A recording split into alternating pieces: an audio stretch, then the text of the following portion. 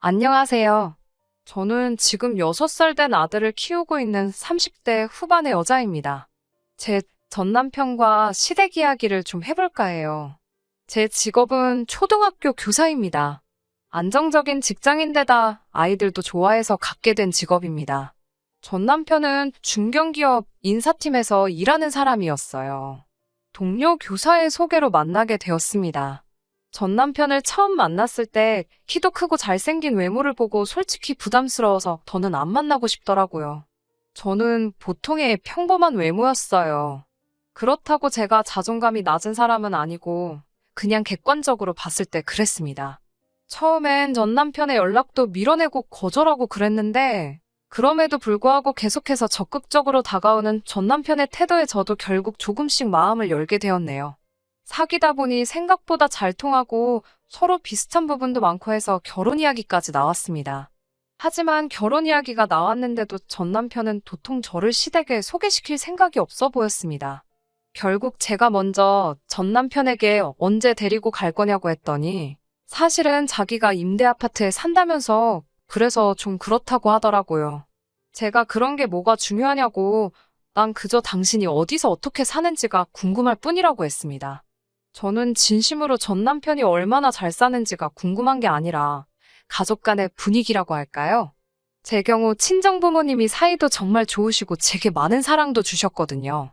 그래서 저는 전 남편도 그런 분위기에서 자랐는지 궁금했어요. 그리고 얼마 후 시부모님이 좋아하신다는 소고기와 과일을 사서 시댁으로 가게 되었네요. 시댁에 대한 첫 인상은 나쁘지 않았습니다. 하지만 그럼에도 불구하고 제 마음이 불편했던 이유는 어색한 분위기에서 함께 저녁 식사를 하는데 가족 모두가 외모 이야기만 했기 때문입니다.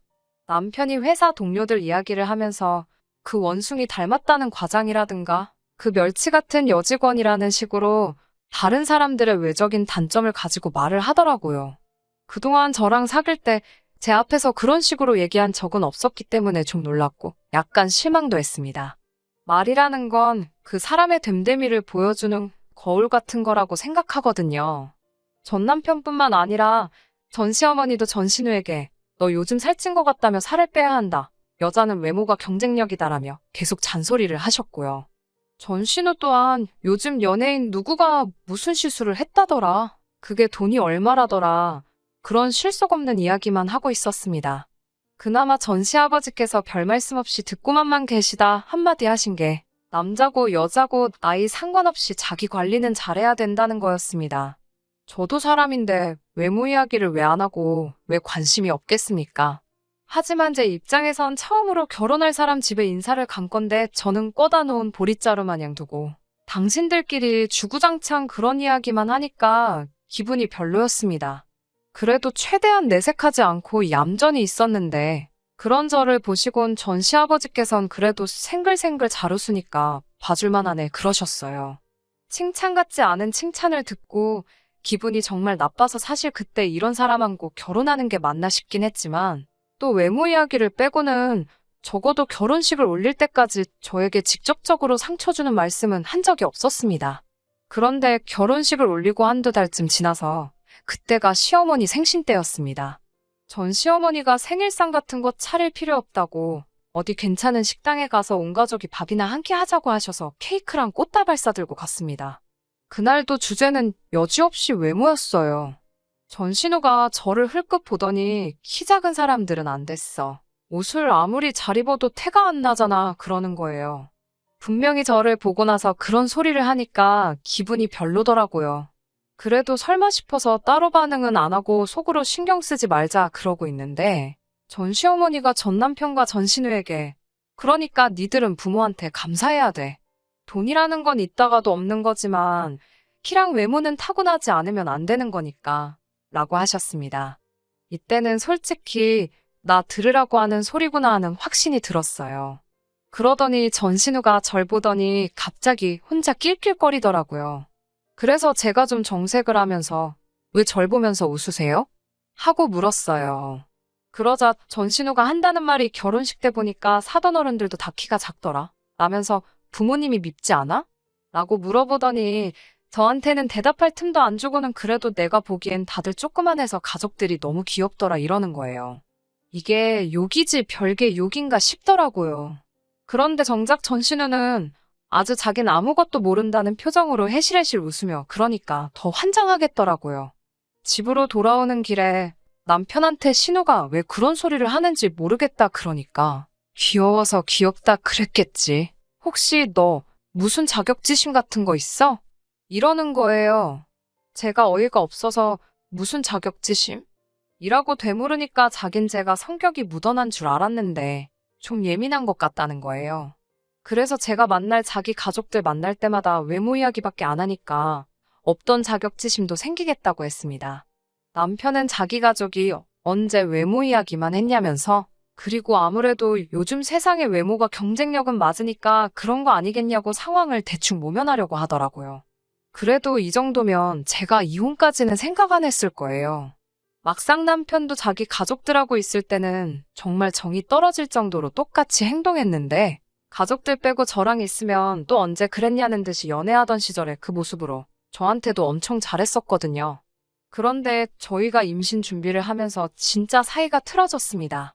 결혼하고 신혼을 1년 정도 즐기기로 한 건 맞는데 약속한 신혼생활 1년이 지나고 날짜 맞춰 시도를 했는데도 아이가 들어서질 않더라고요.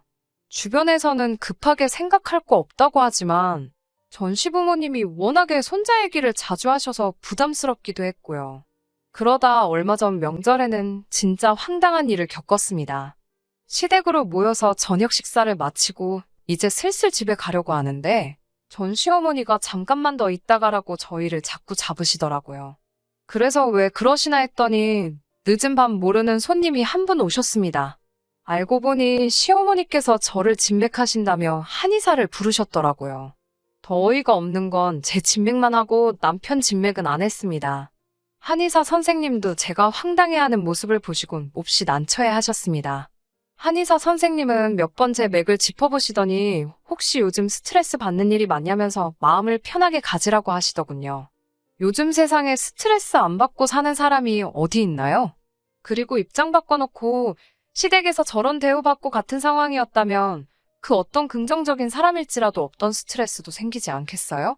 거기에 다른 사람도 아니고 시부모님의 신우까지 정말 온 시댁 식구가 있는 데서 맥을 짚히고 있는데 속상하고 억울했습니다.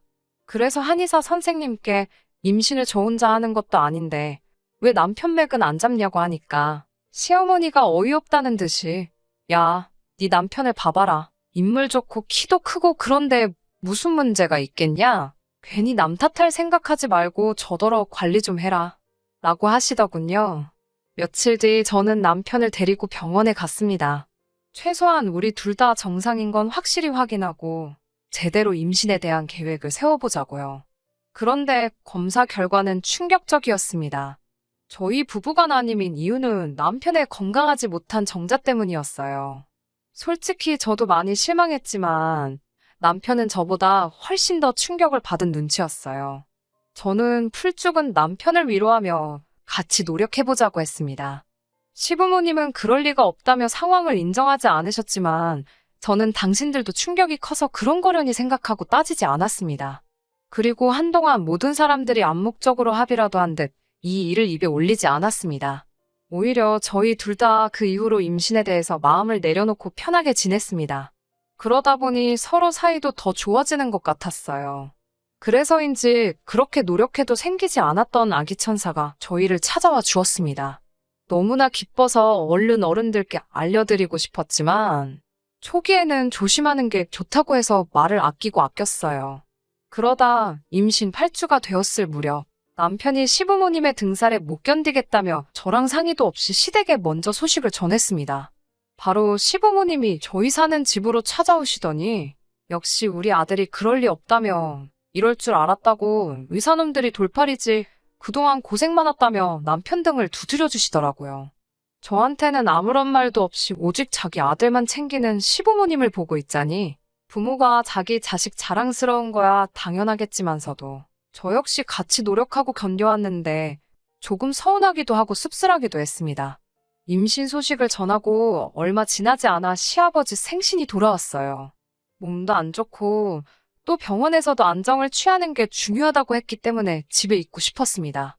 하지만 전 시어머니와 전 신우가 제 임신도 축하할 겸 온 가족이 모이려고 만든 자리인데 주인공 중에 한 명이 빠지면 어떡하냐고 그냥 잠깐 얼굴이라도 비추고 가라고 하더라고요. 그래서 어쩔 수 없이 시댁에 갔는데 도착한 지 얼마 되지 않아 배가 아프더니 하혈이 시작되었어요. 놀란 제가 전 남편을 불렀고 그대로 119를 타고 응급실에 갔습니다. 절망적이게도 자연유산이었습니다. 불행 중 다행이라고 해야 할지 수술은 필요 없다고 해서 병원에서 몇 시간 안정을 찾다가 그냥 집으로 돌아왔어요. 그런데 이튿날 집으로 찾아오신 전 시부모님은 저에게 괜찮냐고 한마디 물어보시기는커녕 그러니까 진작에 몸 관리 좀 제대로 하지 그랬냐며 이게 다 제가 비만이라서 유산이 된 거라고 하시더군요. 비만이라니? 저는 살면서 한 번도 평균 체중을 벗어난 적이 없는데 말이에요. 이 사람들이 무슨 말을 하는 건가 하고 생각하고 있던 중에 이어진 그 다음 나온 말은 제가 비만이라는 말보다 훨씬 더 충격적이었습니다. 아니, 남편이 멀쩡한 씨앗을 넣어줬는데 왜 저 뱃속에 들어가니까 죽어버리냐는 거예요. 밭이 비좁으니 그랬던 거 아니겠냐고. 며느리 고를 때 너무 신경을 안 썼다며 아이고 내 팔자야 하면서 저를 앞에 두고 신세한탄을 하고 있더군요. 그 말을 듣는데 소름이 끼치고 눈물이 펑펑 쏟아지더라고요.